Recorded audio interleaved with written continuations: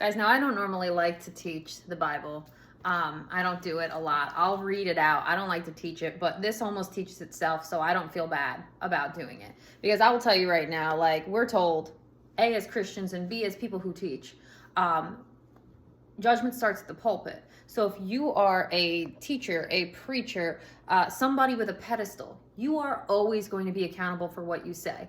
As someone who failed in a teaching position and got myself locked up for it, yes, you're held to a double standard and more accountable standard. And I will just be perfectly honest, I was not ready to come back into the teaching world because I was so ashamed and so upset at myself and crucifying myself the way that everybody else crucified me, but like somebody already got crucified for those sins and I'm not the one. So I just want to quickly flip, guys, to 2 Timothy 3.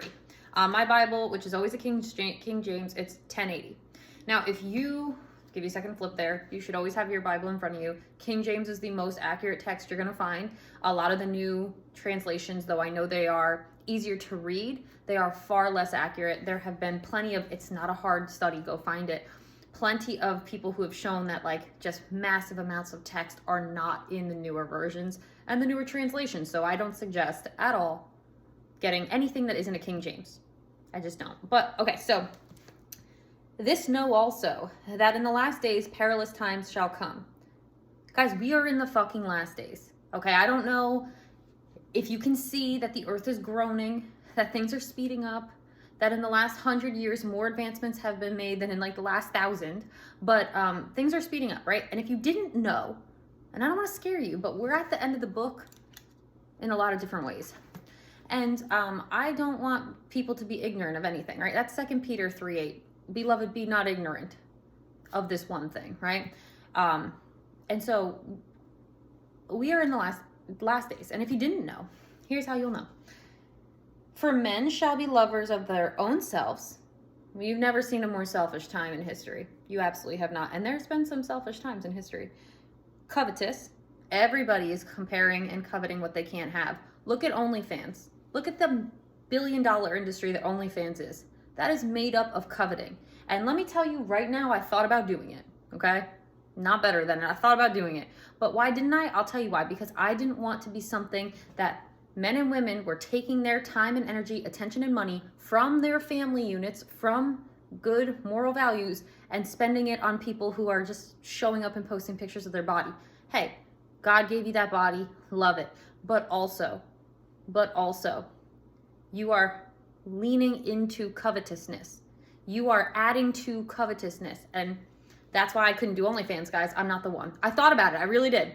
Not the one. So, boasters. Come on now. Everybody's arrogant at this time. Proud. Blasphemers. Yeah, everybody's a doubter. Everybody's a disbeliever. Everybody's blaspheming all the time. Disobedient to parents. Unthankful. You know how much of a entitlement mentality we have here? Very much. Unholy. Guys, Sam Smith literally came out with a song called Unholy, which is in itself glorifying unholy things. Like we there, fam. Like we there. And I don't like to do this. But something today was like, Nicolina, get on there and preach. I'm like, all right, I'll do it. In case you guys didn't know, not only am I a speaker, teacher, author, felon, doctor, I'm also a minister. So you didn't know, but 2017 I got ordained. So I'm also a minister. I've married people before with this very Bible. So in case you were wondering, I've been studying the word for like 20 years. And also my doctorate is from a Christian university. So in case you're wondering why I feel pretty comfortable to teach this word, I just do. So without natural affection, right? Truce breakers. You know how many people don't keep their word nowadays? That's a truce breaker, right? You're not keeping your word. You're not keeping covenant. Look at our divorce rate. That's a covenant. That's a vow that is made before the Lord. 50%. False accusers. Cancel culture. Hello, we're there. Incontinent, fierce, despisers of those that are good. You know we're glorifying pedophiles, right? This is somebody who's been accused of being a pedophile, which I am not, and never have been, and never will be. This is what we're seeing here, right? Traitors.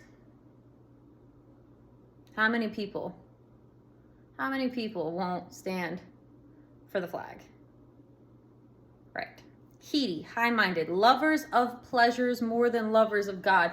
You know what, I will just say, that has been something that the people in this book have been doing since the beginning in Genesis. So like, yeah, we see it now, but do we really see it more than we used to see it? I don't know. Moses was up on the mountain for 40 days and the Israelites were making a golden calf and having an orgy. I think Joshua was dead for a month and the tabernacle was defiled again. Like, so that one has been going on for a long time, but not the point. Having a form of godliness, but denying the power thereof. You ever see a church? From such turn away. If you are a Christian, stay away from these type of people. You will know them by their works. You will know them by their fruits. Listen and watch. Have eyes to see and ears to hear, guys.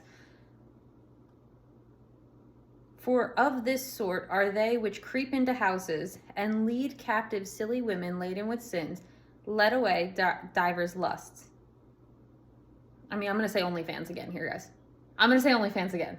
I'm going to say it because, like, you're letting things creep into your house. Guard your social media. Okay, you're letting things creep into your house. And this is just for my Christians out there. Hey, if you're not a Christian, you don't got to worry about this. You don't got to worry about this book. If you don't identify as a Christian, you do you. But if you do identify as a Christian, you get held to a standard, a higher level standard. Because you are supposed to be dying to yourself daily, and you are supposed to be taking up your cross daily, and you're supposed to be, you've got two bodies, right? Paul tells us in Corinthians, you've got two bodies. You've got the spiritual body and you've got the flesh body. If you are doing the flesh body thing, then you don't listen to this book because you are called to put it away. Now, can anybody ever fully put away their flesh body? No.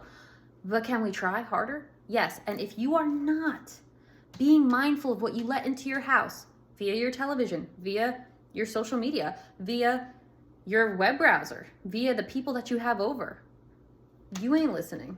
You ain't. You're not listening to 2 Timothy, right?